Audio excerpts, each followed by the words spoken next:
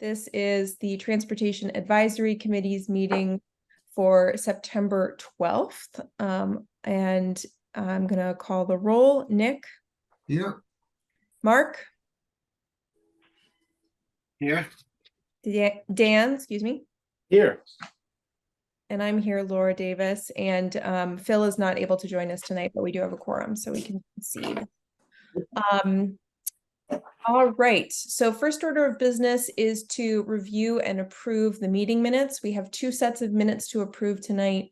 We have June 28th, which were I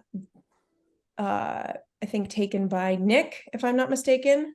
Yep, those were the 22nd, right? Yep.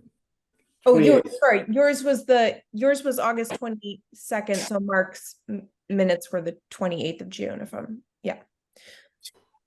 Any changes needed for those June 28th meeting minutes? I did not see any. No, it's okay to me. I move that we accept the minutes of June 28th. Have a second? I'll second. Great. Mark? Yes. Dan? Yes. Nick? Yep. And I'm a yes as There well. there is a page 2 notification or item at the bottom of the last page, which it's a carryover. Should probably The third page says page 2 also. Yeah. Okay, well, maybe somebody can fix that. All right, that's a very small change. Yep. That doesn't affect the content. That's fine. Yeah. The vote's good. And then we also have August 22nd, which were taken by Nick. I do have one thing that I wanted to propose changing. I just wanted to add that we had taken a vote after Eric Sim's presentation. Right, I just remembered that. Yeah. So I have some language to suggest, which is just to say a minor clarification that Eric and the Climate Action Committee have proposed the town initiate a climate vulnerability assessment because they're asking for permission to proceed with it. I just thought that could be clarified a little bit. And then to just add right after your paragraph about that, all members of the Transportation Advisory Committee voted to support the Climate Action Committee's proposal that and the TAC will submit a letter to the select board. Laura Davis will draft the letter and it will be approved on September 12th. Great. So that's that written down or? Yes. Okay, and I move to make that amendment to the minutes, those amendments, and I'll second that. send them to Aaron for inclusion. Great. I will email those to Aaron. And seconded that, so votes. Okay, great. Mark? Well, I'm gonna change my motion. My motion is to accept them with the amendments that you suggested. Which Dan still seconds, right? I do. Great. Yep. And Mark? How do you Yes. vote? I vote yes. Nick? Yes. Dan? Yes. And I'm a yes as well. And Aaron, I am emailing that to you right now. I was, by the way, pushing it to come up with more succinct minutes. I hope that was okay. Much appreciated. They were very easy to read, so that was great. Just a point of clarification. Are you doing these live during the meeting or just from the recording? Well, both. Okay. You know, I do it. I take notes during the meeting, and given how succinct these minutes were, those were largely what I needed. And then I go back and just skim through the meeting to see if I missed anything, which I did, but included. I actually don't remember if I went back and looked this time. I usually do. Yeah. Well, great. Thank you guys. Oh, and then who is taking notes tonight? Nick did it last time. Dan, I believe you're up. Okay. Are you up for that tonight? Ready, willing, and able, I guess. Okay, great. We agreed to do it alphabetically by last name, right? Is that what we agreed? I think that we've just been doing it whoever has done Whoever's next. Okay. it. I was just hoping there was some way to remember it. That's all. Yeah. Well, because we have to approve the minutes, it makes it relatively easy. Yep. So, all right, so if Dan can take it, that would be great. And then I think it will be Mark's turn next time, if I'm not mistaken, and then Phil, and then Nick. And I promise when I'm not chair, I'll be the secretary for a year. All right. So I'm going to move on to the chair's report. I have a little slide presentation. If Aaron, you could give me permission to share, that would be great.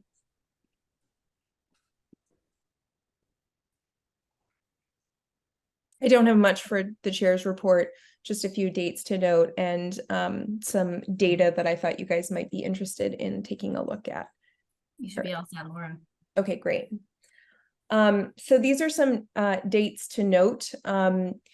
We have the MBTA Community Workshop coming up on Wednesday, September 20th, and that's a hybrid meeting. So if you haven't attended previous MBTA communities meetings, this is a great opportunity. And even if you have, this is a great opportunity to keep abreast of what the public engagement is around this issue, given its transportation implications.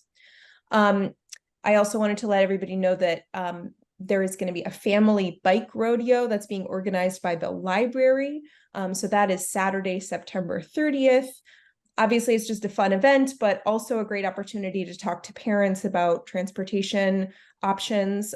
This is part of their climate week that they're organizing as a part of Climate Preparedness Week, and they're sort of centering it around safe routes to school. So very relevant to our conversations that we've had about kids getting around the community.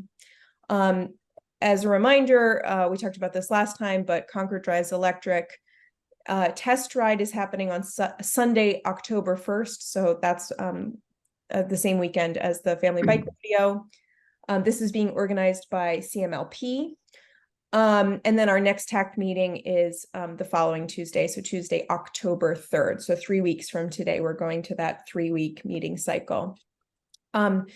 I mentioned this last time as well, but just as another reminder, the 2023 Moving Together Conference, which is organized by the Department of Transportation, is happening the day after our next meeting. It's an all-day thing. It's in Boston. I know that I'm planning to go. I believe Phil is planning to go as well. But it's just a great opportunity to hear about what's happening around the state, get some to actually see some projects spotlighted, see some projects in person. It might be a great source of inspiration for us as a committee. So if you are interested in going to that, that is, if you just look up the 2023 Moving Together Conference, you should be able to find that online relatively easily. I did pay for it out of pocket. I don't know if there's a budget for those sorts of things for committee members, but like Erin, I don't know if you have a. That's a great question. I know that some committees tend to, or some departments have like pots of funding for that. I don't know if we have one for the TAC. I can certainly look at that and see if that's available. If not, there is also an online version, which doesn't have quite as much, quite as many presentations, because they learned last year that trying to record too many presentations turned into a bit of a an issue. Yeah. Too many people needed in IT and not enough people actually working the IT. So there is that option as well, which I believe is a significant cost savings. But I can certainly look into if there's funding available for anybody to go to the conference. I'm not sure though. When I was working on the long range plan and studying stuff on transportation, basically I just went to Marcia Rasmussen and asked her if the department would pay for it, and which generally they did, because I went to at least a couple of these MassDOT conferences. So I don't know, just if you could, maybe Erin, if you could find out if they will, and for how many of us. Maybe they won't do it for all, but whatever. Well, Yeah. what I would recommend is if any of the committee members here who want to attend, if you want assistance paying for it, just talk to Erin directly. I don't think we need to discuss that during the meeting, but you can reach out to Erin directly about that. Do you know what the cost is? I think I paid about $125 for it. But I believe that there may have been a bump in price since then because I registered for it a while ago. Thanks. So this is just a little bit of nerdy data. Not going to take a lot of time on this, but I was looking at this and I thought that this might be of interest to other people as we're considering mode shifting, understanding how people move, like what kinds of trips are being taken, I think is very valuable information. I love looking at the Department of Transportation's Bureau of Transportation Statistics. I think that they're fascinating. And I did a little deep dive into Middlesex County trips by distance, and I made a little pie chart that I thought you guys would be interested in seeing. So this is quantity of trips, so not miles, but the number of trips taken by individuals. And I thought it was particularly interesting to see that much more than 50% of trips are less than 5 miles in Middlesex County. Unfortunately, they don't have town-specific data. I would have loved to see that, but this is pretty local, so helpful to see. So 66.2% of trips are 5 miles or less, and then, you know, a smaller portion are those longer trips going up to 500 plus miles. So they're talking about trips of all sizes, daily trips, as well as, you know, big trips that people take. This is kind of giving you a sense of over time. It's pretty consistent. You can see a big dip because of the pandemic, but in terms of the share of trips taken, still a large percentage of trips are 5 miles or less. So I just wanted to share that with you. I don't have a particular finding to share, except that this is interesting information. And as we're thinking about walking, cycling, public transportation, as ways of giving people more options for those trips, knowing that a very significant percentage of the trips that people are taking are less than 5 miles, gives us a sense of, you know, which kinds of those trips could be shifted to walking or cycling, or public transit. Because we don't have public transit, I don't have speeds for this, but I gave some, I was just curious about what are these trips that people might be taking and how long would they take for different modes. So these are round trip distances. So if somebody were to walk from Concord Academy to CVS, it would take about 20 minutes round trip to get to CVS and back. I thought it was interesting that driving and cycling in the center of town is about the same, assuming that drivers are driving the speed limit, because these are Google Maps estimates, which do account for the speed limit. And then this is a 2-mile trip, CCHS to the main branch library, 2 miles round trip. It's about a mile from CCHS to the main branch library. I thought this one was interesting, Best Western to the main branch library. So also similar to Crosby's and the train station. That's a 4-mile round trip for folks who may not have access to a car there. Takes 11 minutes to drive, 22 minutes to cycle, and an hour and a half roughly to walk, perhaps less if you're walking quickly. And then this is Brookside Square is the development next to the Bruce Freeman Rail Trail in West Concord, to Trader Joe's in Acton, taking the Bruce Freeman Rail Trail. That's what those distances are. So I just thought that this was interesting information just in terms of what do trips that are 5 miles or less look like here in Concord, and how long would they take if people felt comfortable walking or cycling. And then we can also think about how public transit fits into that as we have those conversations. Any questions about that? I don't really have, like I said, just sharing information. Great. That is it for my chair's report, and we can go on to our next item, which is, sorry, I've lost the agenda again, which I believe is the comprehensive transportation. Junction Park. Junction Oh, Park. Junction Park. I think that's Erin, you have an announcement. Yeah, I do. I actually want to piggyback off of what you were saying, Laura, just because I realized that we forgot to put the bike share update in there, but I think that the bike share goes along well with what you were saying. So I'll just put in a little bit of information there, because I wrote it up for another something else that I was doing, so I thought I would share.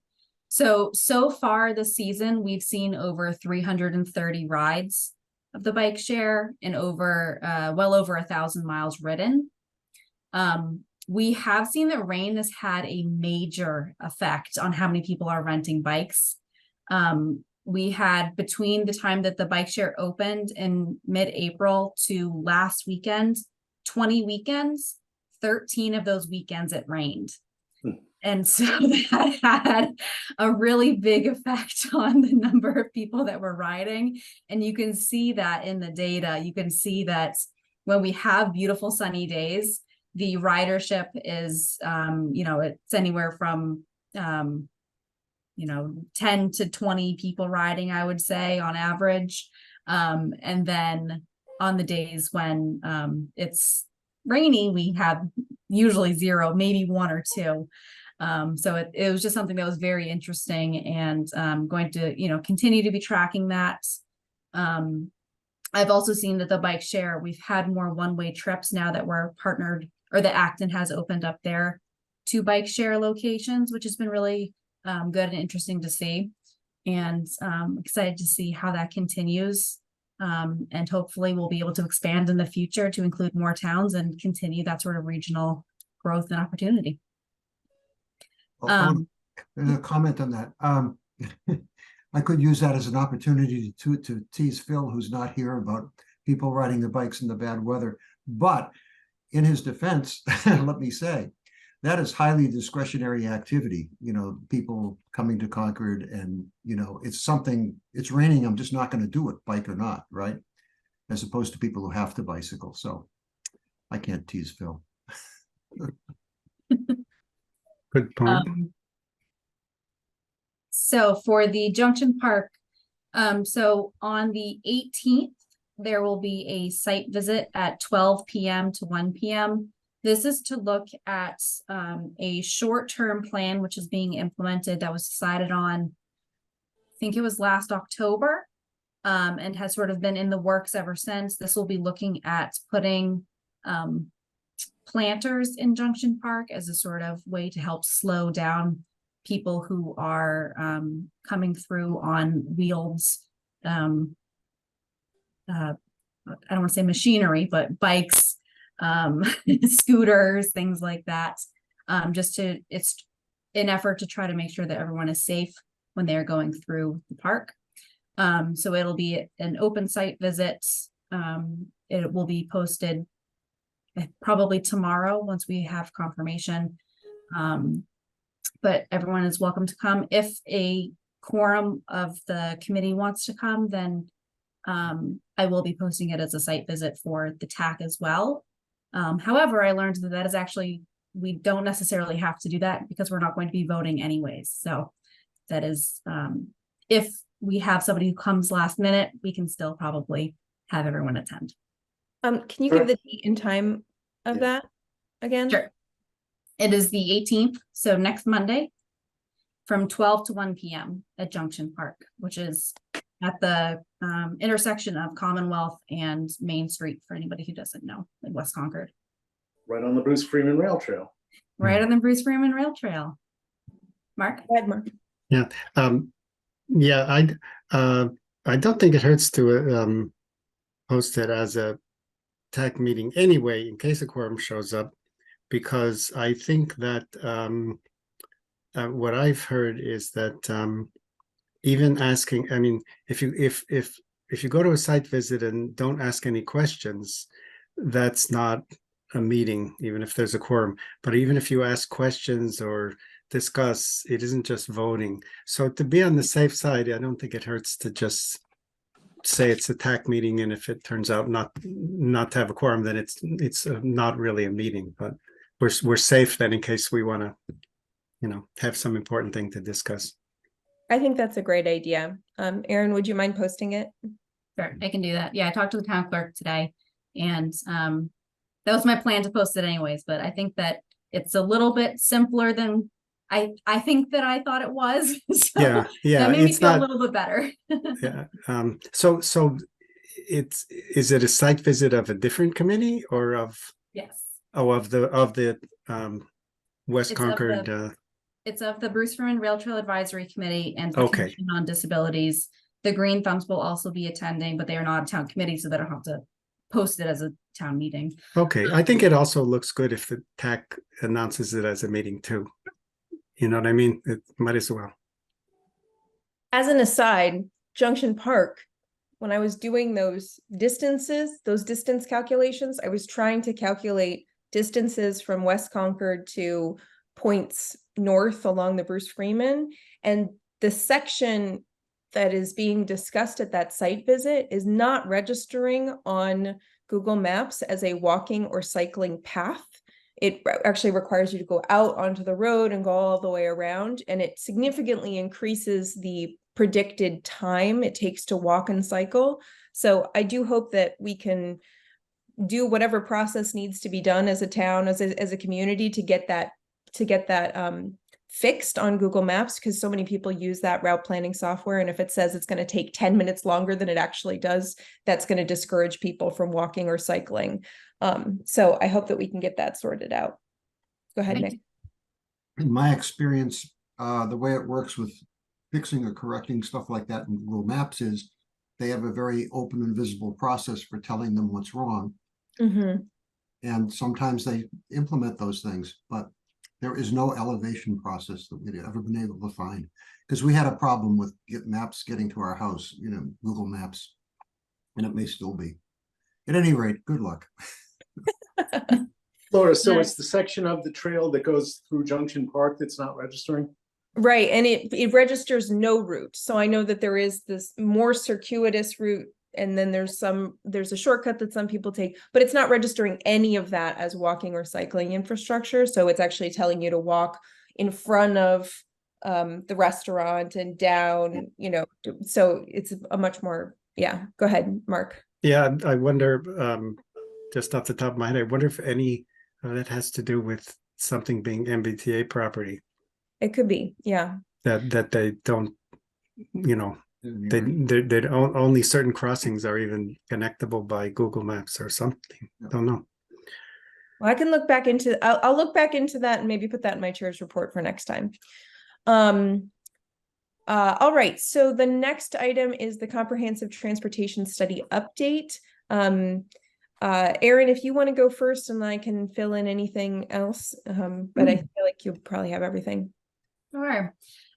So we have started meeting with the consultant Stantec to sort of get the ball rolling and say, okay, what is it that we want to accomplish and what is our adjusted timeline? Because as you know, it took a little bit longer than we had hoped to get to the starting point here, but we're here and we're excited. We're moving forward. So we are looking at a date in October, and I just want, before we announce it, Laura, I think that we should just double check and make sure that that date is solid. But I would, if I were you, keep the 19th of October in your calendar open, perhaps the evening. From 5 to 7, I believe, this is penciled in, but just 6:30 to 8:30, something save like the that. dates for the evening of the 19th of October. Yeah, so we're not officially announcing it quite yet, just because I just want to triple check that is all set before we actually do announce that, and then we will post it everywhere we can to try to get plenty of people there.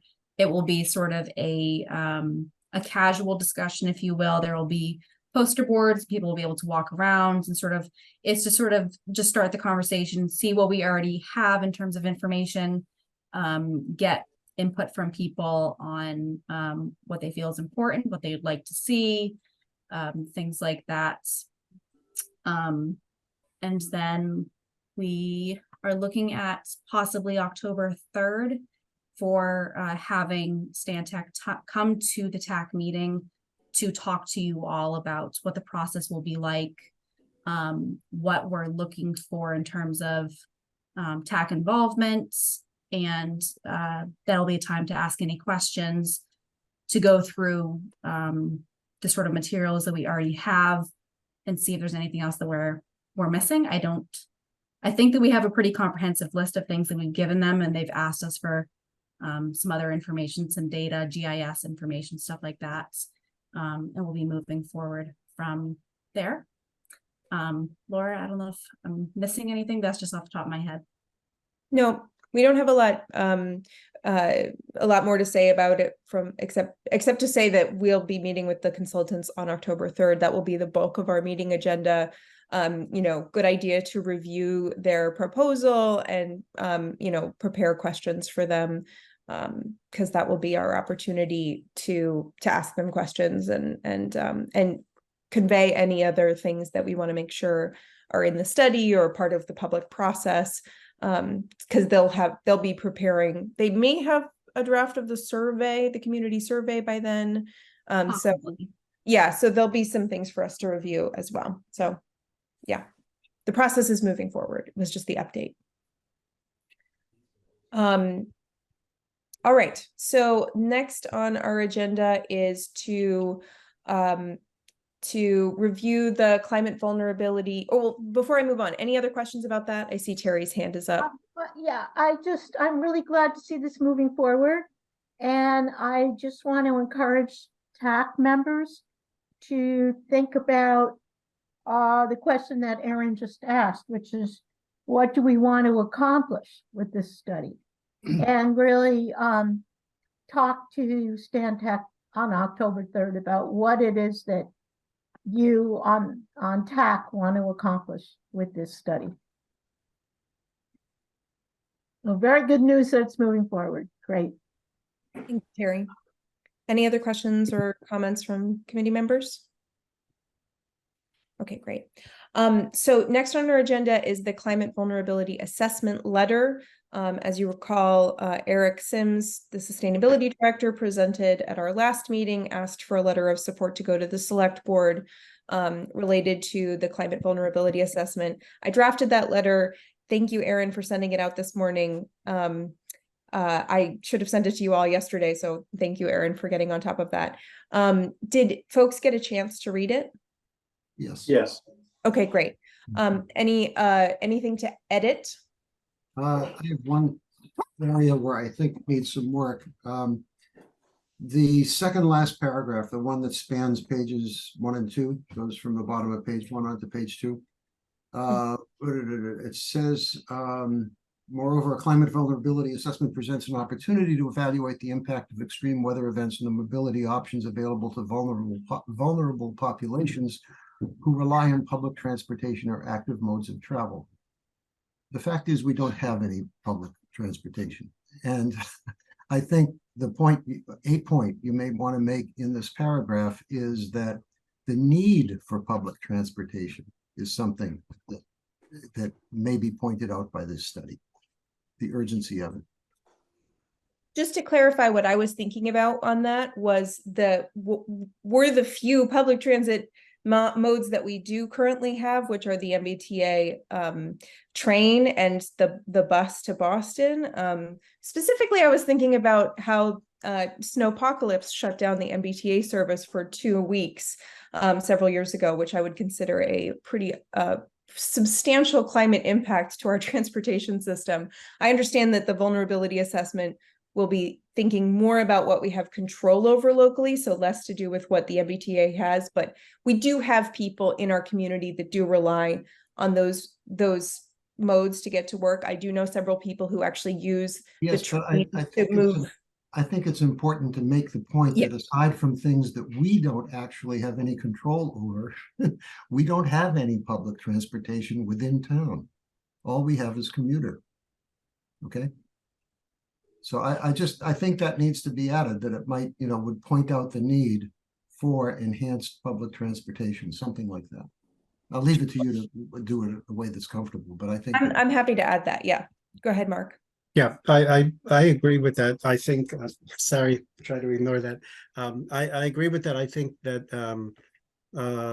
you could put something in about highlighting the role of public transportation to, assist those who, are not driving cars, et cetera, because as I don't know about the wording, I trust you to do something good, but as we see, if it's like raining like crazy and there's, puddles all over the place. People are not going to be walking, and it's going to be challenging for cyclists, and having the public transportation options gets even more important for that. So I think the role or the opportunity for enhanced public transportation to help that, it might be a good thing. Another thing is, one little thing, I noticed that you mentioned something about climate events in Western Mass, but we just had this incredible, terrible thing in Leominster. So if you want to expand that all over Mass or East or West, whatever, because there was like 9 to 11 inches apparently. Well, I will remove the word Western and I will add a sentence, perhaps right after the one that you referenced, Nick, that would say, something about, as we work towards, implementing the Envision Concord goal of, expanding multimodal options, I think climate it's, change is an impact, something about expanding those options. And I think don't get too floral with it. I think it's really simple. It's just, it may, the need for enhanced public, something about the assessment may indicate an urgent need for enhanced public transportation. That's all, within PIN. That's all. It's just a flat declarative statement. that sounds great. I will add something about the need for enhanced public transportation. Good. Thank you. Okay. Any other changes? Removing the word Western and adding something about the need for enhanced public transportation to the second to last paragraph. Okay, with those changes, do we have consensus to send this letter to the select board? I move that we approve to send the letter with those changes to the select board. Second. Dan? Yes, I agree. Mark? Yes. Nick? Yes. And I'm an I as well. Thank you for that. Okay. Excellent. So the next item on our agenda is a process for reviewing community transportation concerns. So this is related to the fact that we had several letters submitted by community members about Haywood Meadow, a dangerous crossing near Haywood Meadow. And before we have a discussion about that particular issue, I want to pull it back and have a discussion about how do we have discussions about specific areas of concern that are being raised by the community. This is now the third issue that's come up to us. The first one, or the other two, were the library and the intersection in West Concord, and I'm now forgetting the cross streets. If you can help me, Erin, or somebody. One of them is Pine Street. I can't remember what the other street is. Right, it's right up the hill from the bridge that goes right into West Concord. But in any case, we need to have a discussion about how do we, what is our role in evaluating these kinds of safety concerns that are being raised by the community. We have the traffic management group, and I think it might be valuable for Erin if you could give us a brief sort of review of how the traffic management group works, who is on it, what their process is like. Because all three of these issues went to the traffic management group, and then they were elevated to the Transportation Advisory Committee. So my questions for us to discuss tonight are, what information do we need to have an informed conversation about an area of concern that's been raised by the community? Who needs to be in the room? Which staff members? Which members of the community? How is our role complementary to, different from the staff's role and the traffic management group's role? And what would be a desired outcome in having a conversation about Haywood Meadow, or any other, area of concern like it? Because I want to make sure that we're listening to the town staff. And just as a reminder, we've talked about this many times before, but since we have some observers, our role as the Transportation Advisory Committee is not to be design experts, not to know what the turning radius of a fire truck needs to be, but instead to have conversations about community values, community policies that we can put into place that help us, guide some of our designs, because there are many different designs that you can choose from based on what your values and your desired outcomes are. So our role is to talk about those things. So with that, I just kind of want to open it up and with those questions in mind. Although, Aaron, do you want to review what the traffic management group does and who's on it? Sure, I can do that. I also just want to note that because the TAC is a advisory committee and it's not in the charge to make any regulatory or like decisions like that, that it would have to be something that would have to go to sort of a broader discussion with different and more parties before the TAC could actually make any decisions of that, if that makes sense. Well, we can make recommendations. We can make advisory recommendations. That's, yeah. Yeah, Or- I think that the TAC could certainly make, you know, comments and say, I think that we think that this might be a good way to go about it, perhaps, or something like that. So the traffic management group is made up of town staff. The groups that sit on it are it's Public Works, Highway and Grounds, engineering, police. I sit on the group. And on occasion, we have a few other members join us from various departments, depending on what the issue is. If it's something that's about, for instance, like stormwater, then we might have someone from water and sewer come and join us, things like that. But it's typically made up of police, highway and grounds, engineering, and planning. And essentially what happens is if somebody brings an issue to one of those entities and they say, well, this isn't just a, asking for an email back, requesting some information, then this might be something that needs to go to the group.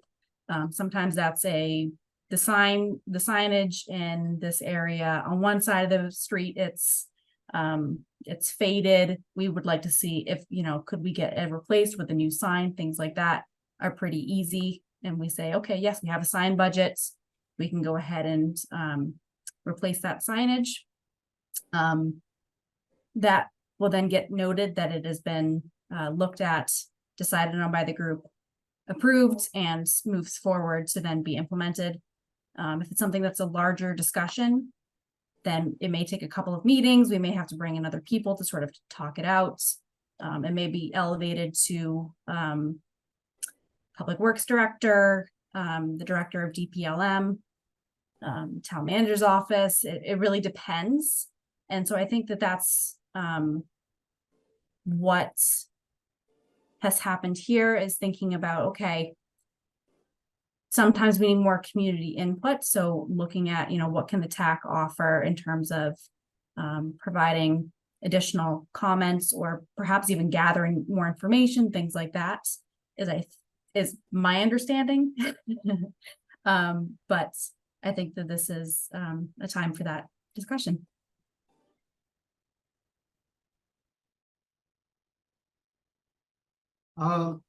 Let's see, can I go first? Was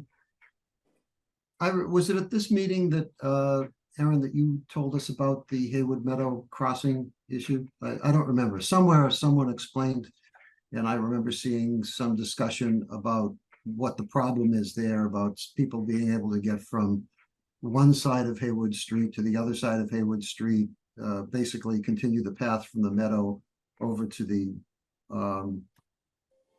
other side of the meadow. It's the part of the meadow that's on the west side of Haywood Street. And as I recall, it was a real challenge because the placement of a crosswalk is problematic, because the obvious place to put it's in the middle of a block, which isn't where people generally want them placed by policy. And there are other possibilities for placing it someplace else, but that becomes inconvenient for the walkers, and it becomes really problematic for the traffic, because the various configurations I saw all looked like they would pose new problems for traffic.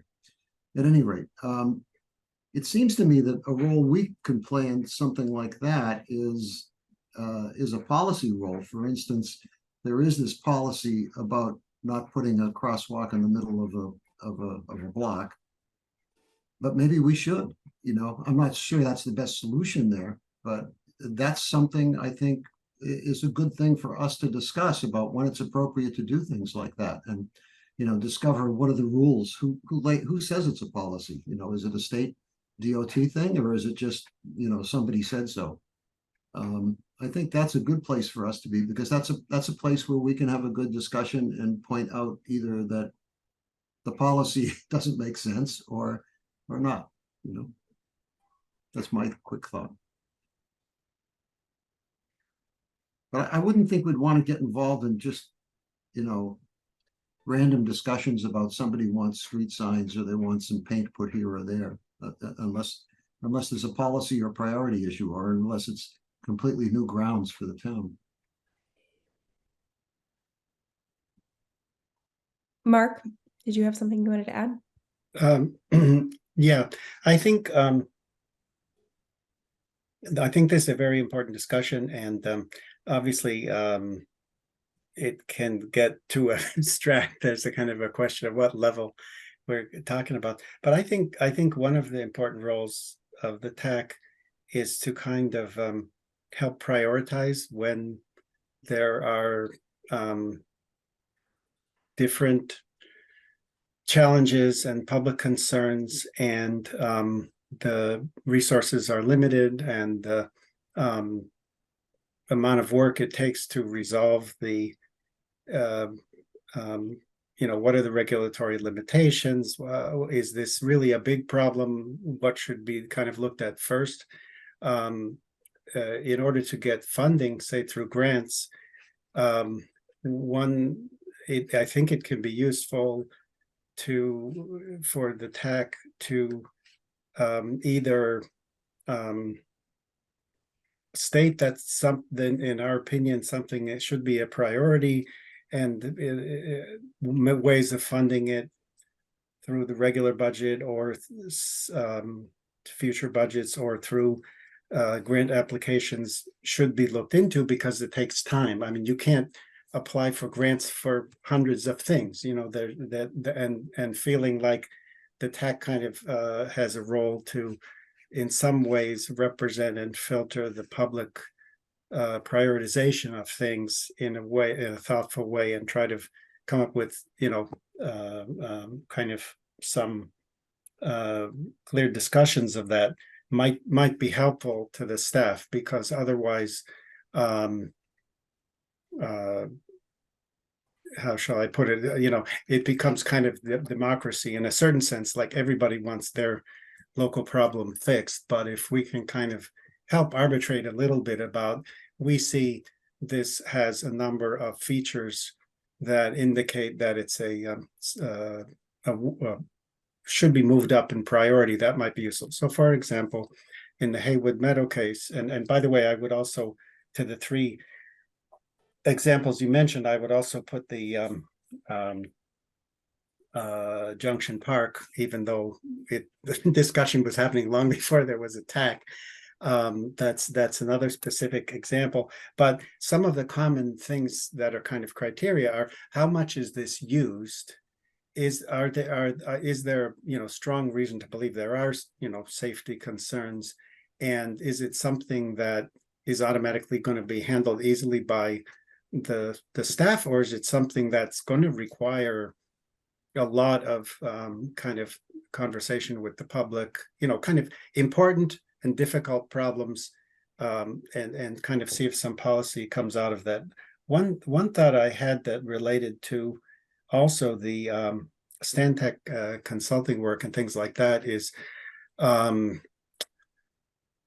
one of the criteria I would think is for something to be important is that it's a lot of people use it, or a lot of people want to use it, and that Haywood Meadow Park being connecting the center of town and the historic and cultural and business stuff there with other trails, the Bay Circuit Trail, the museum, the police station, the fire station, the courthouse, and all that seems to be things that, to me, kind of rise up to some significance. And even though the solution might be difficult, there are these sort of criteria.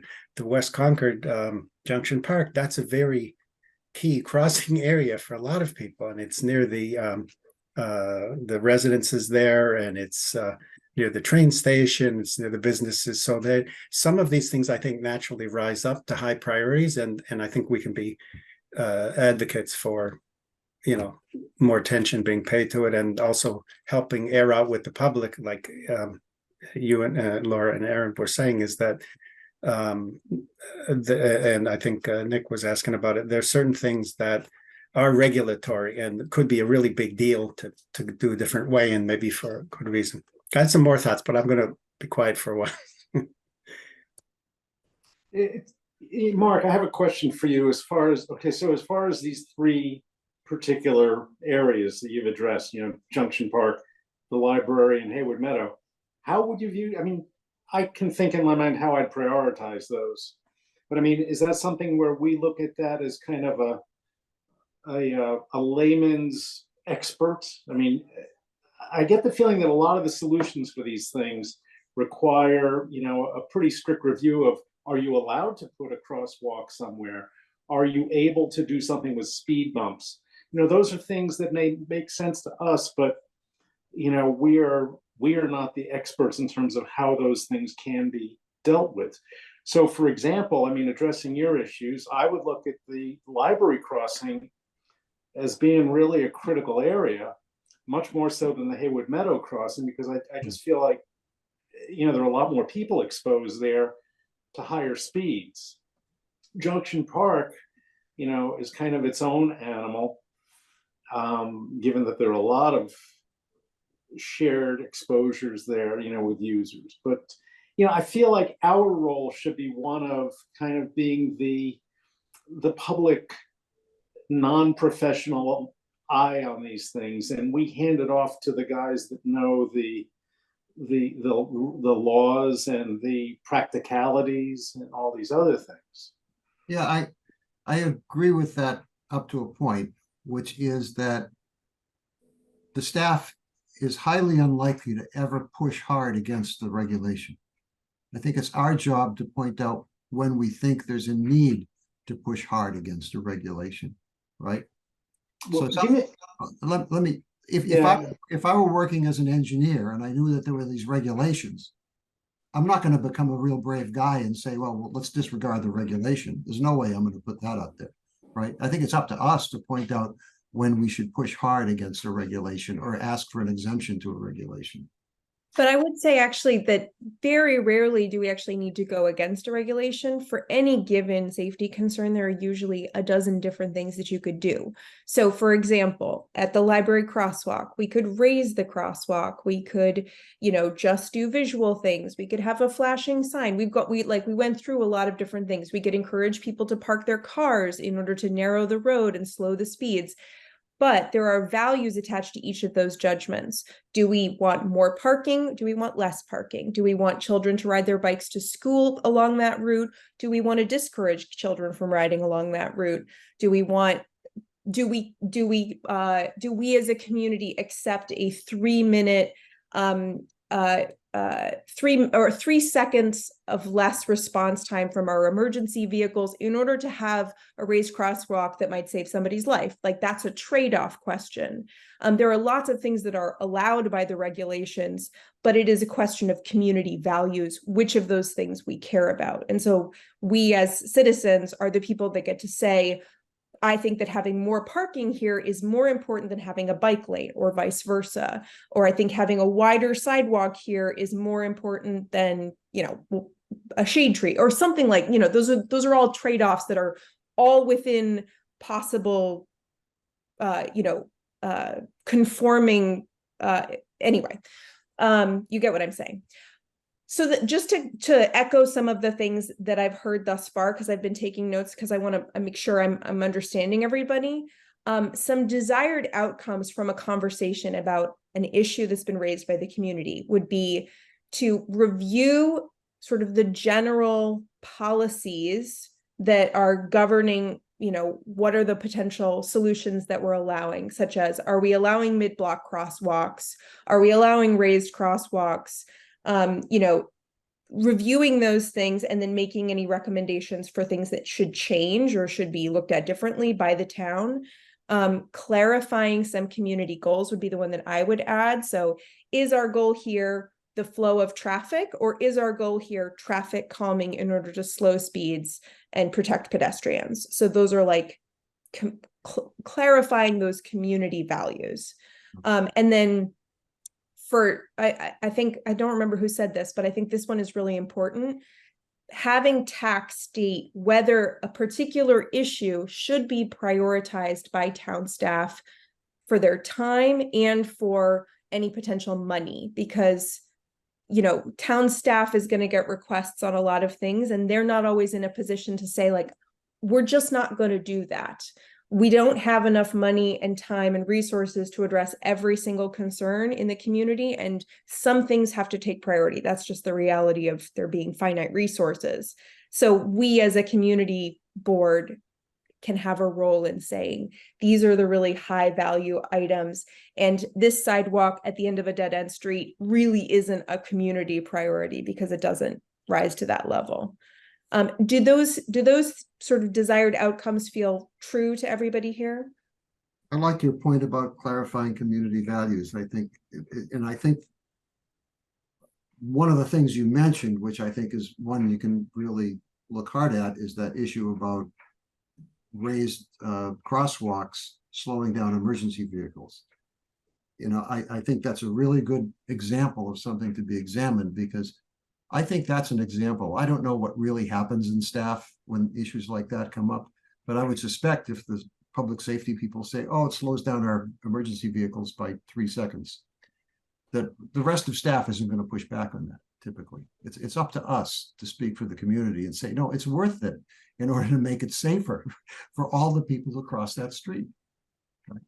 Right. And I think that raised crosswalks are a really good example of that, because obviously public works won't like them because they'll damage their plows, and public safety might not like them because they'll slow their emergency vehicles. But we know that our neighboring communities are implementing those as part of Vision Zero projects in order to prevent pedestrian fatalities. Right. So they're trade-offs. I So think it's a good point. I think there are sacred cows like that various departments in the town have, that, you know, it's better for them if it never changes, right? But it may not be better for the community that it never changes. Right. Hey, Nick, could you clarify what you mean by pushing back against regulation? Because I'm a little nervous about that. You know, as far as regulations being there for a reason. If I'm an engineer and there's something in the Mass Dot that says you shouldn't do X, I'm not going to stick my head up if the average engineer and say, oh, I want to push back against that and not do it. I'm just going to go along with whatever the regulation is. That's what my job is, right? And we as citizens always have the option of writing a letter to the Department of Transportation and saying, this policy doesn't make any sense, or in our community, I mean, I think causing this problem or I whatever. think we have a little bit of a role here to play in helping departments stiffen their spine and push back against other departments, right? Too. You know, if we think that Department X is right and Department Y is wrong, then we should speak up and say something about that. Not characterize it that way, but just say, no, for the community, we think that this issue should be handled this way. I do think it's important to think about the fact that a lot of the regulations are in place for safety reasons, or they're not just there willy-nilly because somebody thought that they didn't want to deal with it. So one of the biggest thing that we look at in the traffic management group is what is being proposed safe? Like, if they're asking for a mid-block crosswalk, why are they asking? And is that a safe option? Because I believe that for the Haywood Meadow, where it was originally proposed, there was not enough sight lines for people to be able to stop in time. Right. So yes, it would involve a larger conversation about looking at the intersection as a whole, and that's sort of how this snowballed. But I just want to be very clear that the town can't go against something that is safe or regulation. Just no, wait. I want to push back on you on that, because yes, you're right, and remember, the context in which they're judging safety is vehicle movement, right? It's not about bicyclists or pedestrians generally. It's about the smooth and efficient flow of traffic, automobile traffic. And I think you always have to keep that in mind when you're looking at why the regulation is there. All the populations, not just the car drivers. So that's where I would push back on you. Yes, it's there for a safety reason, but it's also there sometimes for an efficient movement of traffic reason. I think that's a good point. Just Terry, can your question hold to the end of this conversation, or is it relevant to this particular moment? Well, yeah, I think it's relevant. I just, I want to say that I agree with Nick. And I'll give you an example. Those speed limits is a recent example of how the state regulations were written in the 1950s and they really have to be redone. And it's only because Concord and some other towns have been pushing back and saying, you know, you go down Sudbury Road, it's 25 miles an hour, and then 10 feet later, it's 35 miles an hour, and they don't make any sense. And they were written for a time when car safety was a big deal. And now we're also trying to do bike lanes and pedestrian safety. And so sometimes I think Nick is right. You have to have a group like the transportation group say what the community priorities are and whether it's time to make some noise if regulations are out of date. The other comment I just wanted to say is I think this is one of a very important conversation. And I would suggest in the future, with Erin being involved in both committees, that you have a joint meeting with the traffic safety group so you guys can really understand, they can understand where you're coming from and you can get to know where they're coming from and you can see what you have in common and how you can work together. Thanks. That's a great segue, Terry, which is, and Peter, just to clarify, Terry is our select board liaison, so that's why I took her question. I'm gonna hold the If rest it's of, not the place, I will not speak. yeah, I'll just hold public comments until the end of the meeting, just for Of course. efficiency's sake. Thank you. So a joint meeting with, so segueing, process. Is a joint meeting with the traffic safety group something that we can do? I know that there was some difficulty around having joint meet, but Erin, can you clarify if that's something that's possible? Well, so the traffic management group is made up of town staff, so it would just be trying to find a time that would work. Because, you know, some people have other night meetings or tend to not do night meetings. It tends to be somebody else in their department, you know, things like that. But there may be the possibility of doing it. It's a Do little they bit meet different on a regular schedule? I'm sorry. Do they meet on a regular schedule? So there is a monthly meeting. It's not open to the public though, because it's an internal staff group that just meets. So it would have to be a different meeting probably, because it wouldn't be a posted, it would have to be a posted meeting for the TAC to meet with the traffic management group. Yeah, it might be helpful if we had some documentation to examine about what their purpose or charge is, and so we could maybe ask them some pointed questions as opposed to having a joint meeting. They have some information on the website, I think. Mhm. Is it recent? Because the last time I looked was a while ago and the stuff was very old and they weren't meeting very often. I don't know, because it's not an official committee.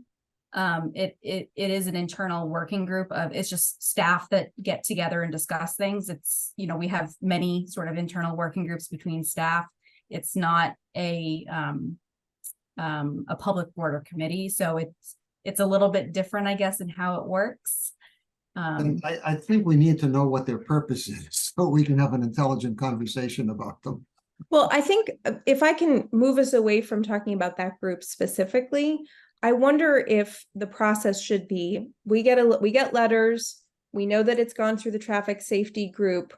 We request that any of the relevant staff who are because not all of the staff are going to be relevant to that particular issue that's being raised, that we find a time to meet with that group of staff that that are relevant to the issue being raised. So for instance, taking Haywood Meadow as an example, we would need police, we would need engineering, and we would need probably not public works. It's less of a public works issue, but maybe planning.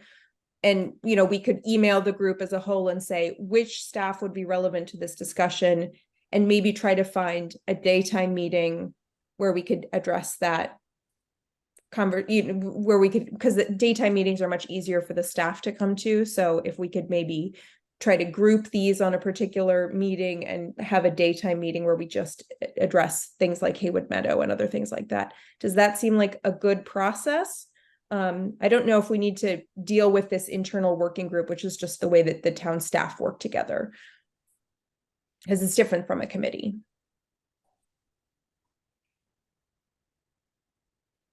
This is also something that I could talk to the traffic management group about. I think we're meeting in 2 weeks, and sort of go through what we talked about here and talk to the different department heads and see what their thoughts are on this sort of loose process and get some feedback and continue the conversation from there.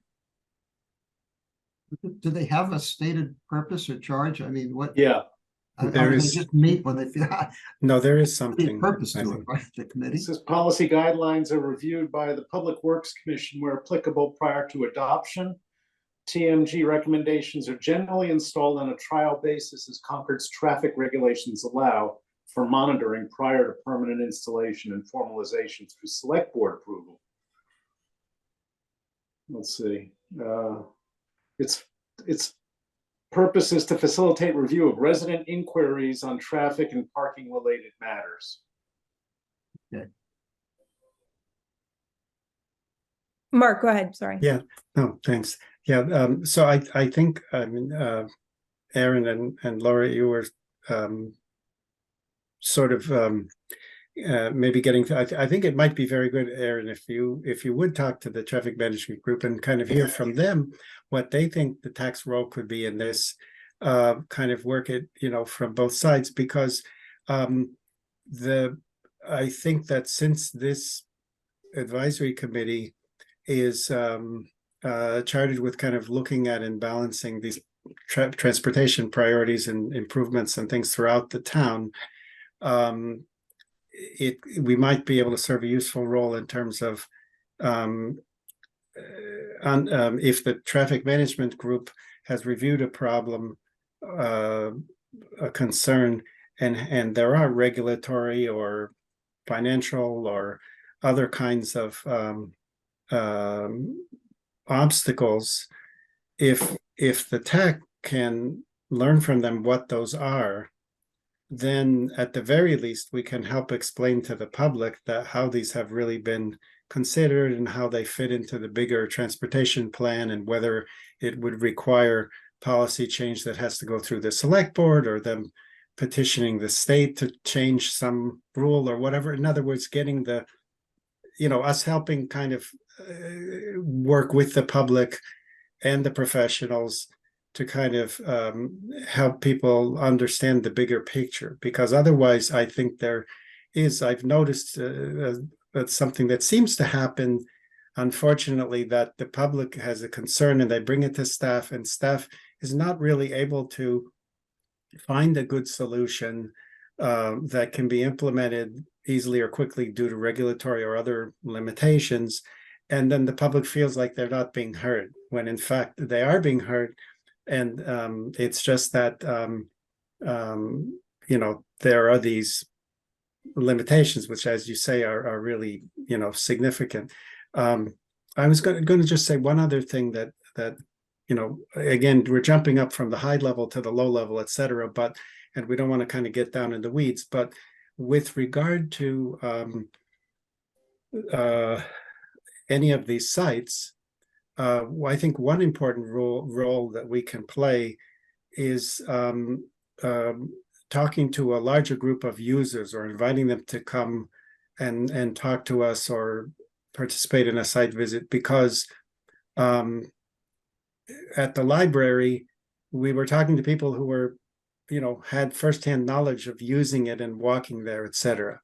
I talked to some people who are very familiar with the trails and are walkers about Haywood Meadow. And I'm just saying that, again, when you get the hands-on information from just not one person who is concerned enough to raise it, but it becomes sort of a community thing. It kind of gets to what Laura is saying, what Nick is saying about what are the values and what is the community's voice. So I think that's something we can help.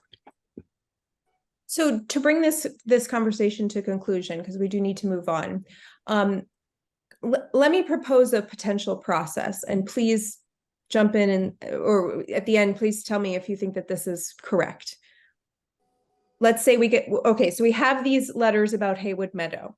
The first order of business would be to get a briefing from the relevant town staff on the traffic management group's recommendations, the possible solutions that are preferred by the community, preferred by town staff, allowed, not allowed, and a briefing on relevant policies that govern what can be implemented. Also hearing from the residents who have raised the concern. So hearing both from town staff and hearing from the residents at a meeting of the TAC.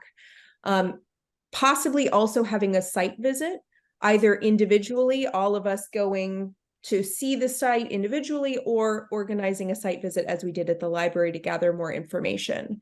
And the desired outcomes would be for us to write some kind of a recommendation that would offer a community perspective and any information gathered from residents through our public process, clarifying the community values, such as, do we care about traffic calming versus flow of cars in this particular location?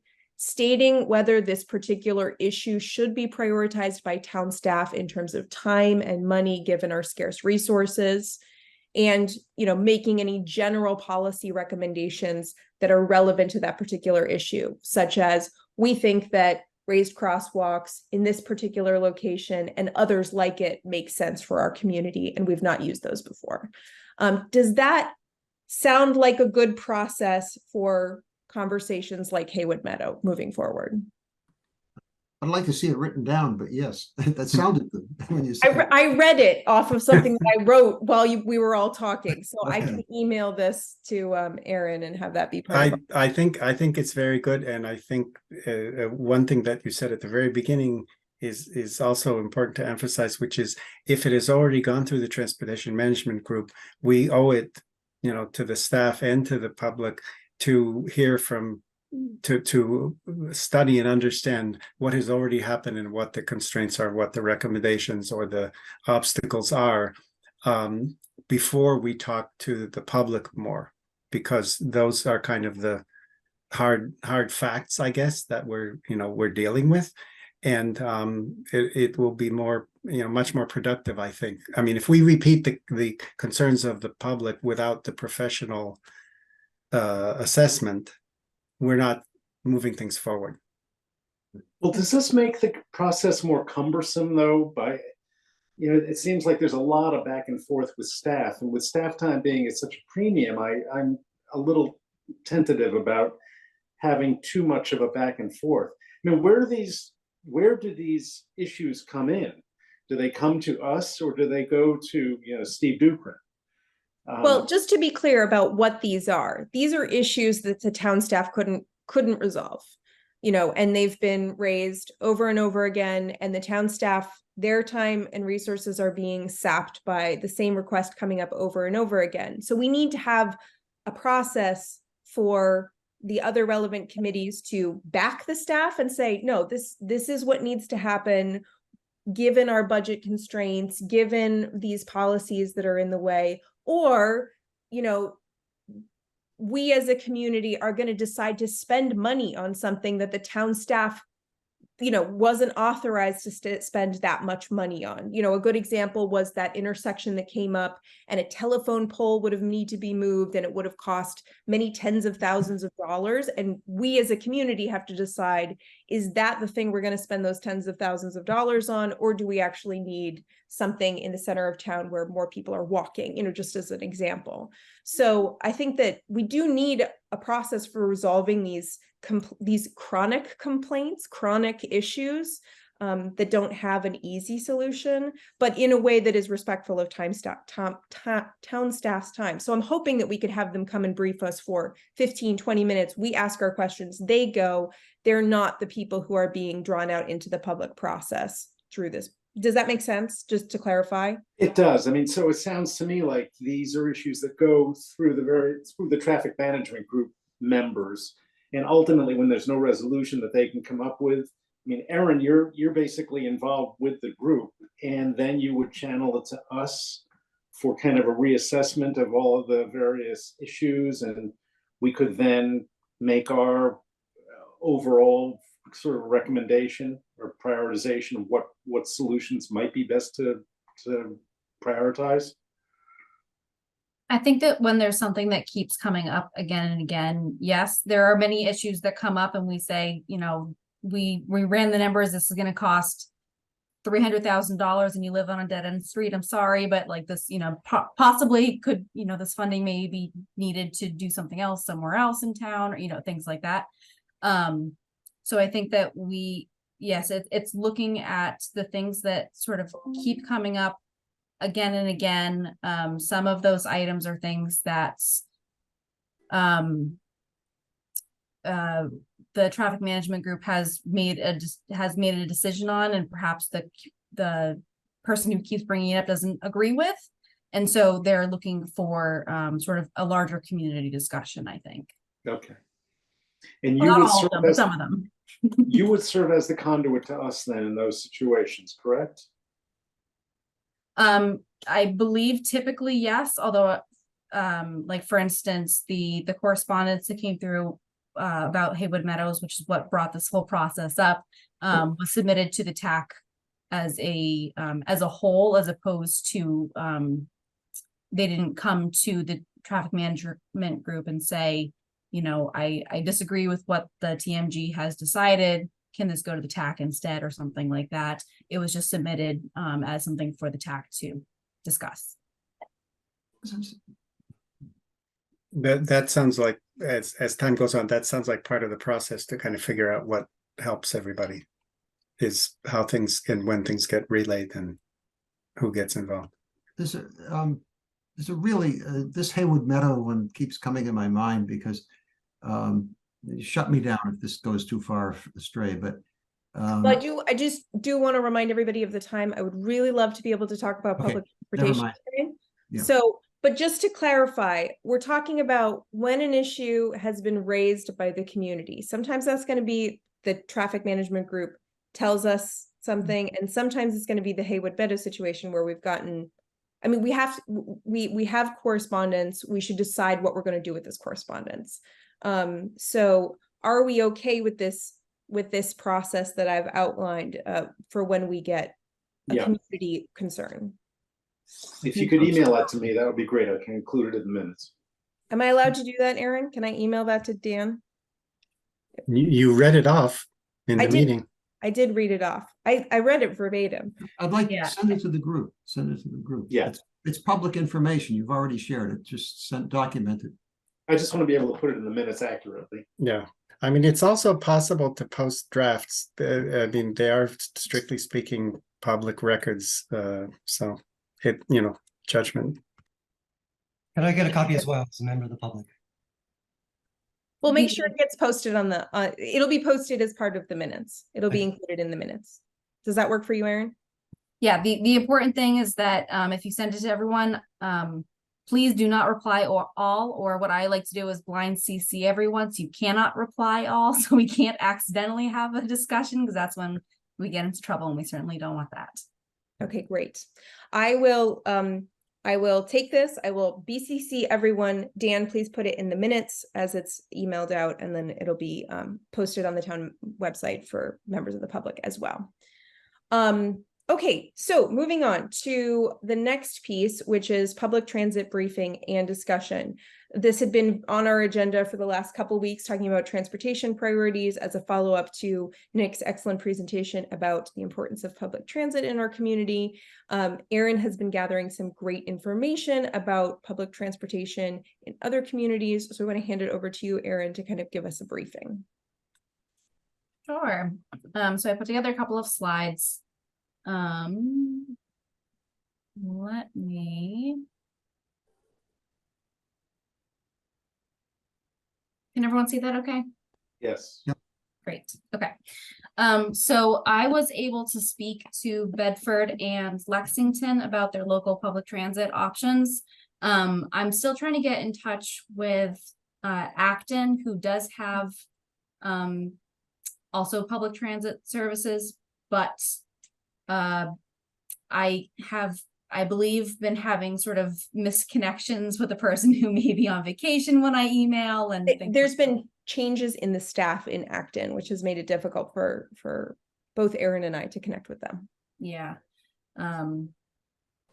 So we focused on these. Nick pointed us to Bedford and Lexington as two communities to speak with.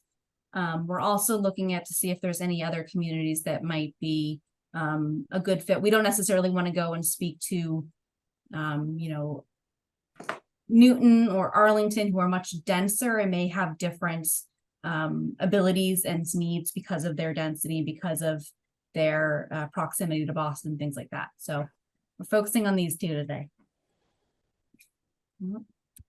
There we go. So just some sort of basic information is that Bedford and Lexington both have their own services. Bedford runs their own. So it is run in-house. It is what is called a deviated fixed route, which means that it technically has a fixed route that it runs on. But as it was explained to me, it's a little bit more of a, if you call and make an appointment, they will come and pick you up. There is some sort of stops that they try to make, but it's more based on who calls and makes an appointment to be picked up. Whereas Lexington is strictly a fixed route. They will not come and pick you up at your house. But if you get to a bus stop, they will bring you along. Bedford has one vehicle, whereas Lexington has 3 buses. And we saw those on the previous page. Lexington's is a little bit bigger. Bedford's is more like a COA van. It is actually run by their COA, but it's open to everyone. They have both been running since the 70s, so they're not quite sure how they got started and how they picked the routes. It's been a little bit too long for anybody to remember that portion of it. Bedford's is about $65,000 a year for their one bus. That does not include the capital that is needed when a new bus needs to be purchased. That is just for the running of the bus, which includes paying the driver. They have one driver that they use, and things that come up. Their maintenance is done by their public works team, so they don't have sort of an additional fee for that. And it's a pretty simple service from what I understand, in terms of there's not a lot of excess overhead. They don't have the tracking software. They're not switching off with a bunch of different drivers because they do have a shortened hours of operation. It's just 8:30 to 3 p.m. Whereas Lexington is 12 hours a day. So it's 7:30 a.m. to 7:30 p.m. They do contract out to an outside service, so theirs is more expensive to run, but they do all of the maintenance on the vehicles. They hire and the drivers, and they deal with all of that sort of externally. And so they do pay a lot more. For their 3 vehicles, it's about $777,000 a year. In terms of how they pay for it, both are coming out of their budgets to a certain extent. However, they both were part of a program called the Suburban Bus Program, which started in the 70s. And I don't believe runs in the same way now. I think that a lot of the funding that they're getting was grandfathered in. I'd have to do a little bit more research into that, but I have not seen, and I check the grants pretty regularly, that this is an opportunity that is still offered. And Lexington also uses their transportation demand management funds. So that is like Lyft, Uber, you have to pay, there's a percentage of each ride that gets put into a fund that then gets transferred to the town. Concord gets it too, but because we don't have a lot of Lyft or Uber rides, it's a pretty small amount, like $1,000 a year, maybe something like that. You do have to pay for each of the services. It's a very small nominal amount. I'm sorry, I forgot to put the adults on Bedford, but it's $2 to $4. $2 for in-town, $4 for out-of-town, seniors, youth, and people on Medicare with a card. It is $1 in town, $2 out of town each way. And then for Lexington, it is $2 for adults and $1 for seniors and youth and people with disabilities. There's a lot of different options there, but they also have a new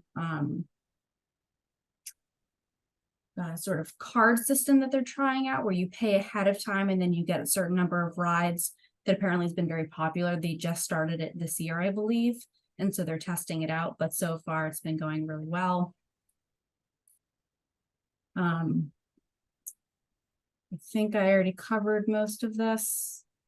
Oh, the only other thing that I would point out is that Lexington's system is obviously a little bit more sophisticated in that they have a tracking software so you can see where the different buses are along their route, so you can see that it's coming and you can head out to where you need to go.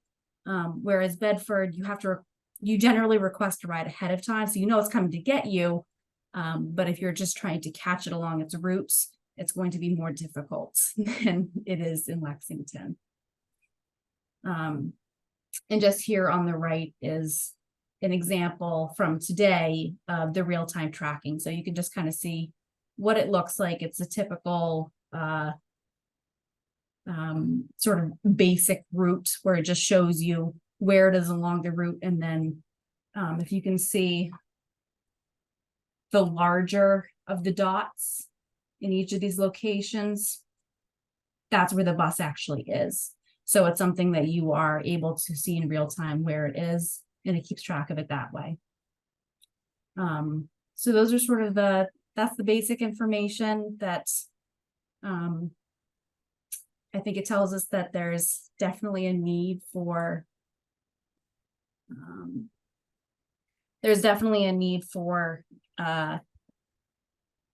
funding for, you can't fund all these programs just through grants or through sheer luck.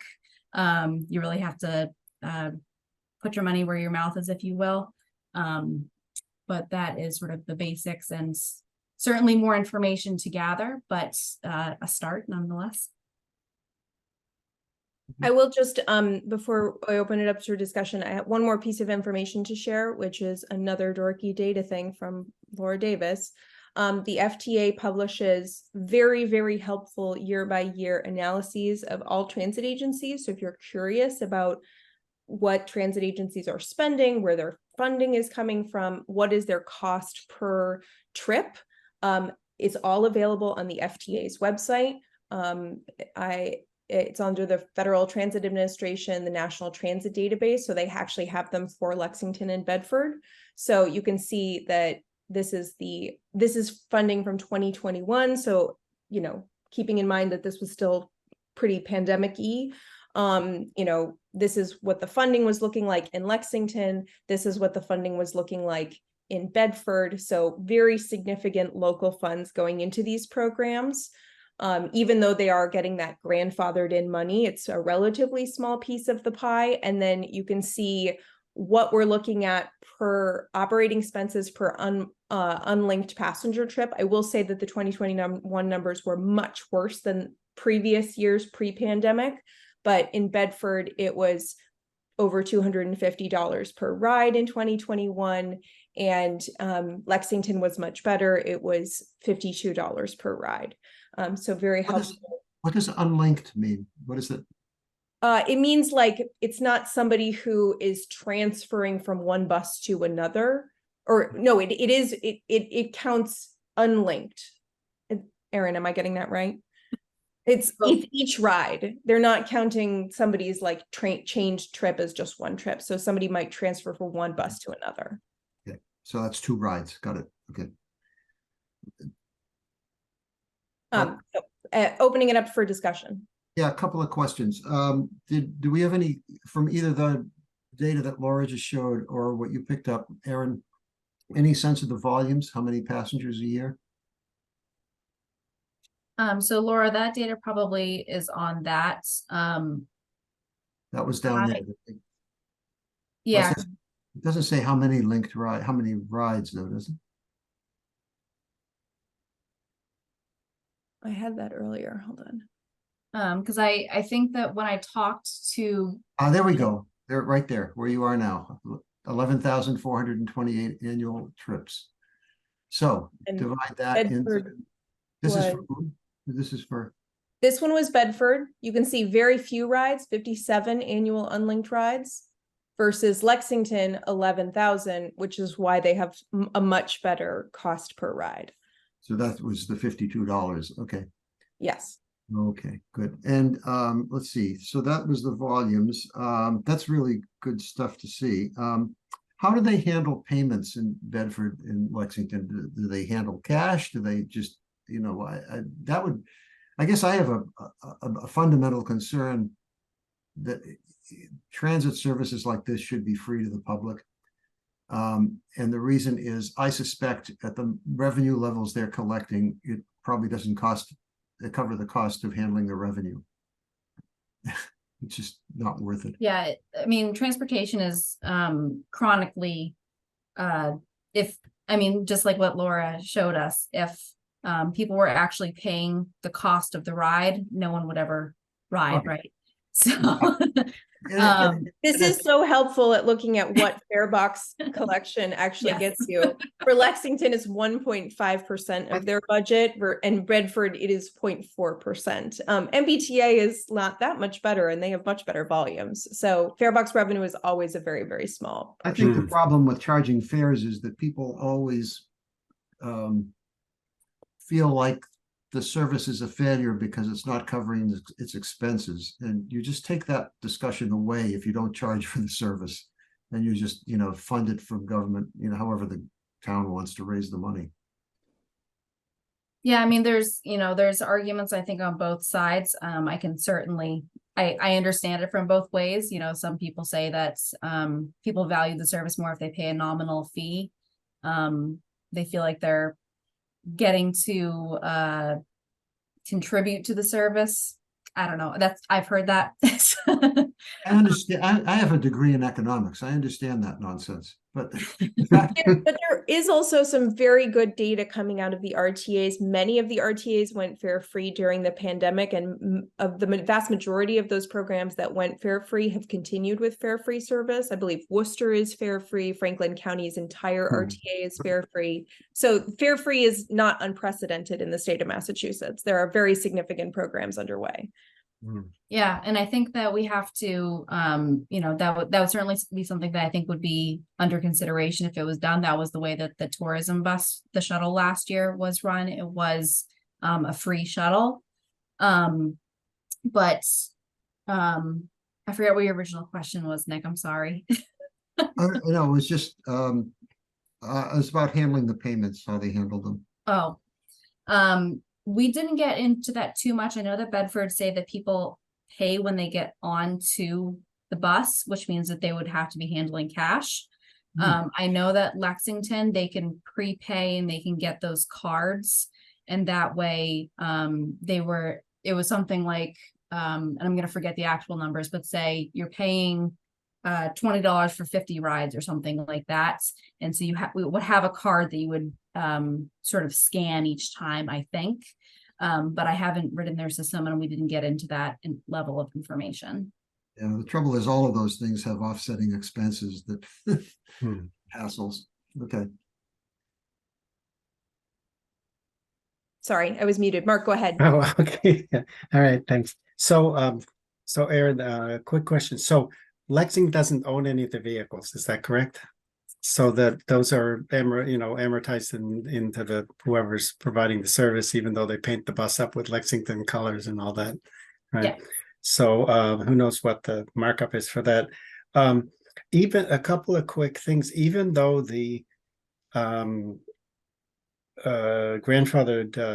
MBTA or state grants that you couldn't find current offerings only pays 6 to 10% of the cost. We might want to spread word and lobby the state for boosting up that program based on climate equity, economic benefits, and climate resilience of for the state to enhance these things. I mean, it's a worthwhile place to put money, and it's not the position of town staff to lobby for things, but it can be the position of the public and the TAC in its policy making and community communication mode to tell people, you should ask your representatives to really and the governor to really step up and fund this highly beneficial thing. Another thing that might involve a state law change I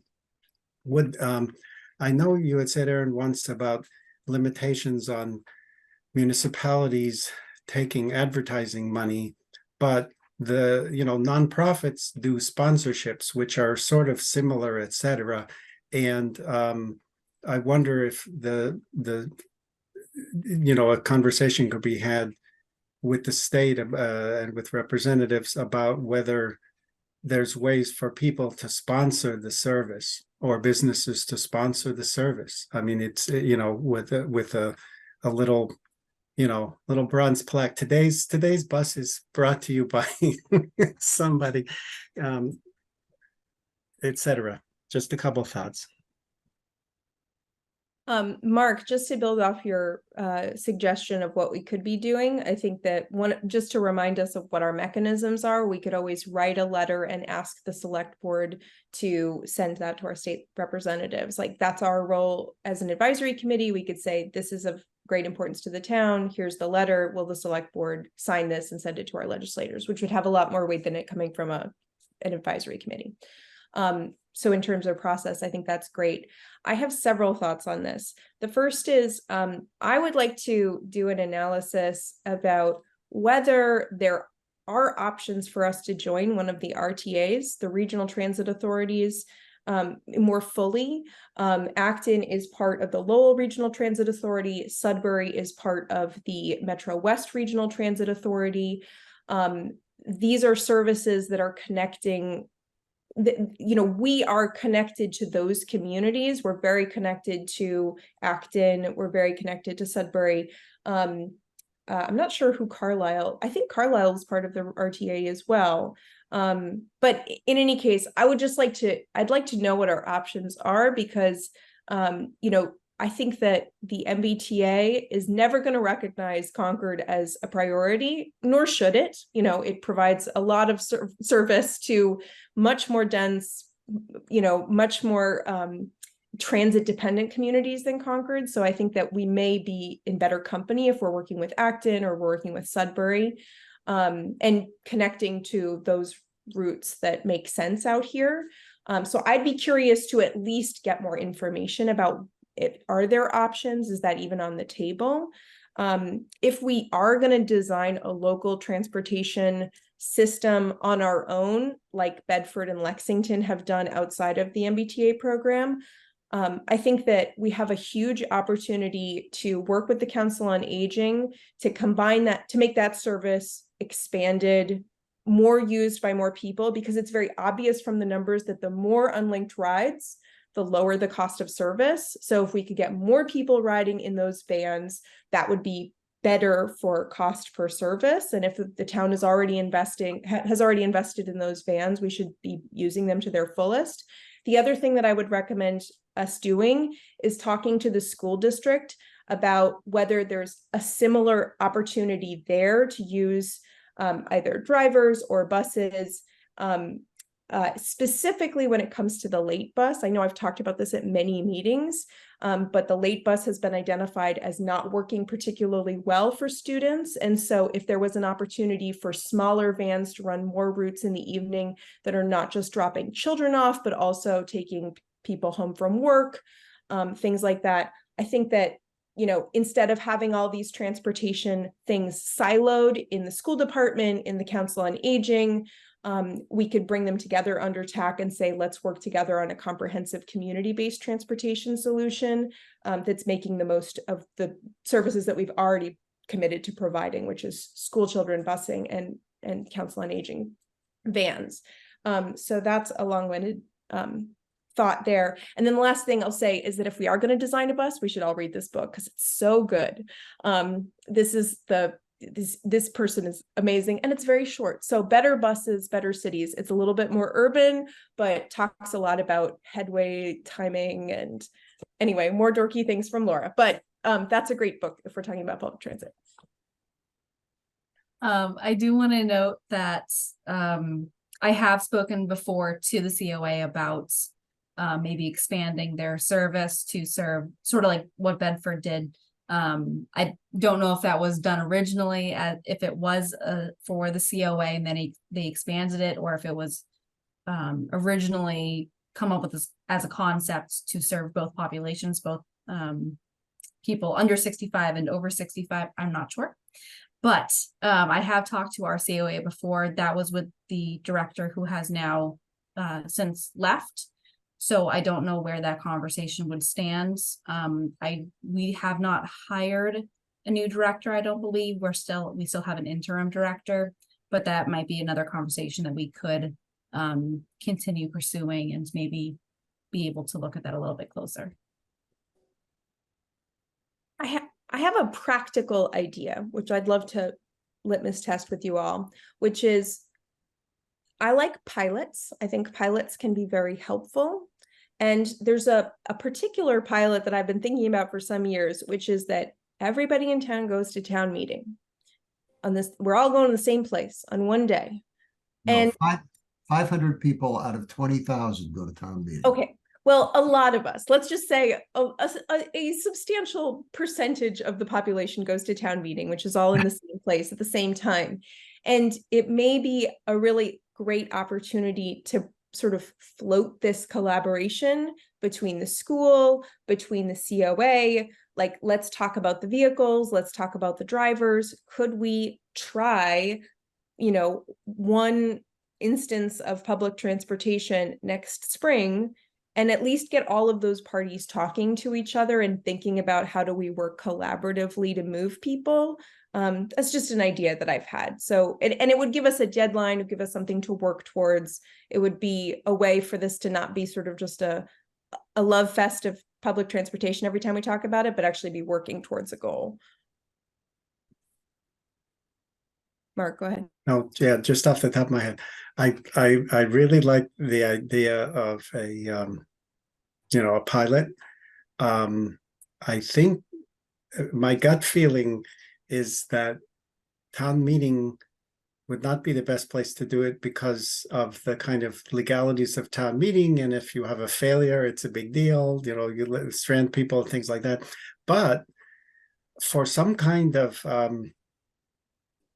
celebration or some kind of community large scale Concord event that was sort of expected to bring comparable numbers of people, like yeah, I'm not going to specifically say 4th of July or this or that, but it's really why not have a transportation or mobility event or something that also relates to climate and resilience, and you know what I'm saying? Anyway, but find an occasion, but I would decouple it from the important. I mean, it's good to offer this service at town meeting, but I wouldn't necessarily do that as a pilot. It's just my gut feeling that somehow there might be a liability there, a problem. There's actually, I remember this coming up before, and town moderator speaking to it. You absolutely cannot have things like general topics, collecting information and stuff like that at town meeting. Town meeting is just about the warrant articles. That's what it's about. And just to be clear, this wouldn't be collecting information from people about public transit. It would be offering public transit as a way for people to get to town meeting. And I would argue that not everybody gets to go to town meeting, because not everybody can drive in the evening to town meeting. I know many elderly residents struggle to get to town That's- meeting. I think it would increase access to the town meeting rather than, dissuade people from going to it. We That- do no- have, That's a good point. That's a good the COA does offer rides to people. That's one of their sort of their big things is they do shuttle people on town meeting nights. And I believe that they even have extra drivers on so that they can try to get as many people as possible. So this might be a good opportunity to encourage folks to utilize that service and see if we can work more collaboratively with them, to open that up to more people. And maybe the answer from them will be no, we don't want to open it up, but at least it'll get the ball rolling about how we could do this for other things. Patriots Day is in the same time, and we are talking so much about the 250th. We could offer it as this year's Patriots Day, piloting a public transportation service on the day, so that if it goes well, we've already done it once for the 250th.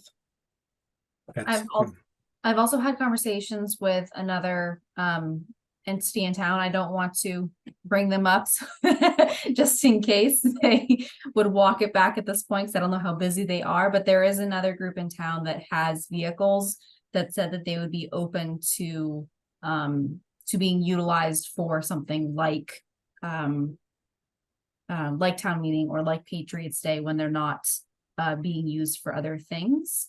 So it might be an opportunity. I can certainly bring it up to them again and see if it's still something they're interested in pursuing. Because I think that it could be a good option to sort of try it out.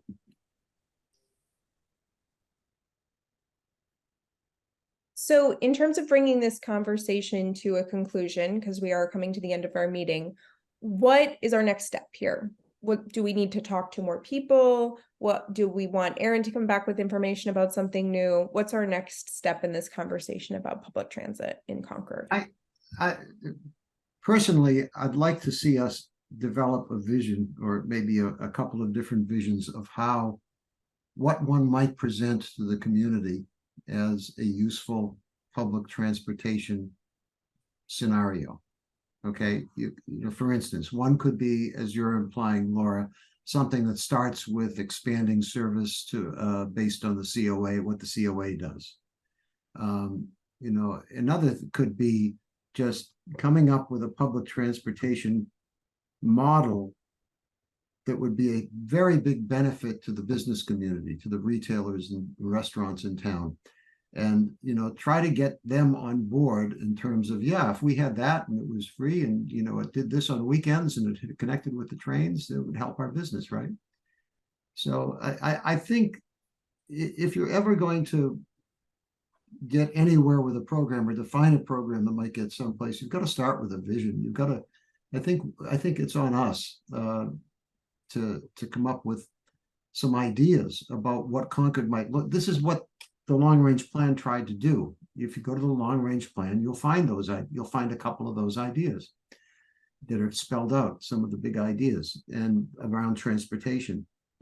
So I think that's an important thing to do, whether we ask someone to go off and do it and then bring it to the committee or however you want to do it. I think that's important. And I don't think it's a job that staff is going to do. That's not what they're getting paid for. It's something we should do. I do think that some of this will come up in the transportation study. But I will also say that in the spring, maybe it was, I don't remember. We did apply for a shuttle that was not funded, that was for West Concord employment that would also touch in Concord Center. We got pretty close to getting funding, but they ended up going with a different community with greater density and need. But there, so we do have some things that are sort of pre-made, if you will. Yes. So we could test different things out, but once again, we need the funding. Yes, but it's only as with those grant proposals, the grant proposals want to see the model. They want to see the vision. They want to see what you're trying to do. And I think, that's a good suggestion that, there's what we just recently put forward. There's the one that Marcia actually sold just before the pandemic that got funded and then defunded. And, those are starting points because they laid out routes and all of that. They were good things. Can I make a proposal? Aaron, would you send around the information or the grant applications that have gone out on these things in the last couple of years so that we can read them? I don't know if we're going to have time for this topic at our next meeting, so it may have to wait for 6 weeks. So this would give us time to review those documents, see what was proposed, and then I would say we should all come back with each of us develop a vision for a public transportation service that you think is going to work. And then we can have, a discussion and maybe we'll come up with something together that is greater than the sum of its parts. So, because I think that we'll have some models to draw from. So maybe it'll be tweaking the grants that went out. Maybe you have an idea for something entirely new. Does that sound like a good sort of next step for this conversation?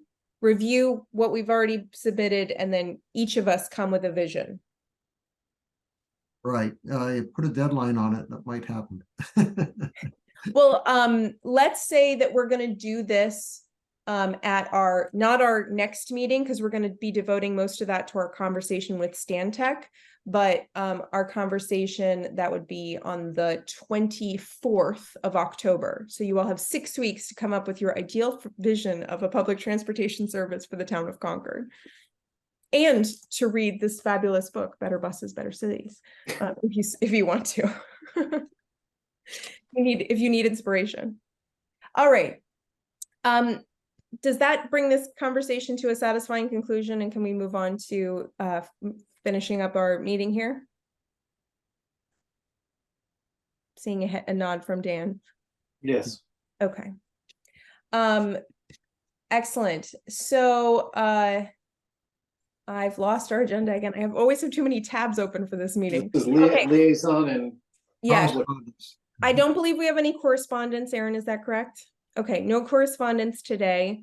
And liaison comments, I'll open it up to Terry first, and then I'll open it up to public comment. So, two great discussions tonight. I have a couple of questions on the last discussion that you just had, public transport. Will the Stantec study be working on that in any way? Or is that totally separate? So public transportation will be a part of it, but it's looking very broadly at sort of transportation as a whole. So it's not going to focus on any one section, but rather be looking at different options and opportunities, connection points and things like that. So public transportation will be a part of it, but it's not going to go into detail about, for instance, designing a specific route necessarily or something like that. No. And I would just add to that and say, this is also an opportunity for us to work with the consultants. Exactly. So we can come up with some ideas, and then we can send them to the consultants and say, tell us what you think of these. That's exactly where I was going. I really want to see this committee have a very robust discussion on October 3rd, where there's a lot of give and take between the consultants and you guys as to what we're going to be doing with all of these topics. Okay, super. And then the other topic with the traffic management group. I don't think you should let logistics get in the way. If you just need to invite some of the people from the traffic management group to your meeting, or some of you go to their meeting, and can keep it simple, but to keep the lines of communication open and have a collaboration, because I don't think that it's going to end up as just the problem cases. It could even end up where when you're designing, let's say, streetscape, or not designing, you're designing policy about streetscape. Okay, and how do you decide which streets go first, second, third, and all that? It's got to be a policy discussion with you guys and Stantec and the traffic management group, like a three-way, and the community. So to really open up that collaboration, I think is going to be important. Thanks, Great Terry. topics. Thanks a lot.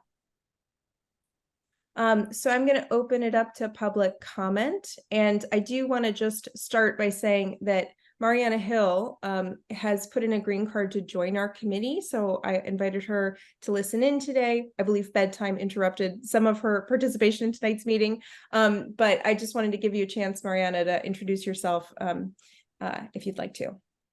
Thank you, Laura. I would love to. I was listening in to the first hour.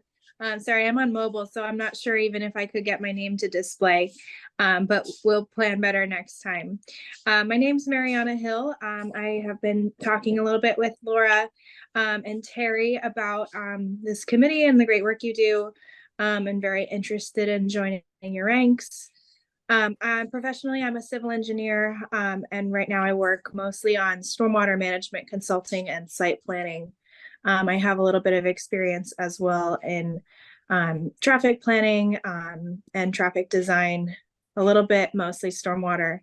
But I also have my master's is in ecological design and sustainable planning. So hopefully some of that can tie in with the work we're doing. I also grew up in Concord and recently moved back. I have a 1.5-year-old son who is calling my name. But thanks for having me tonight. Great to meet you all, and really great to hear about all these projects in progress and the great work you're doing. So thanks for having me. Nice to meet you and hope to work together. Thanks so much for joining us, Mariana, especially because I texted her today to tell her that this was happening. So very last minute. Thanks so much for joining us. And Peter, just wanted to invite you to say any public comment if you had something that you wanted to share. I know you had your hand up earlier.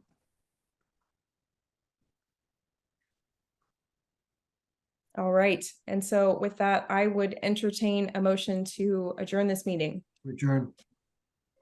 Second, All right, Mark, Yes. Dan, yes. Nick, Yes. and I'm a yes as well. Thanks everybody for devoting your Tuesday night to talking about transportation planning. Woohoo! Thank you. Thanks everybody. Thanks, Aaron. Thanks, Laura. Thanks. Especially.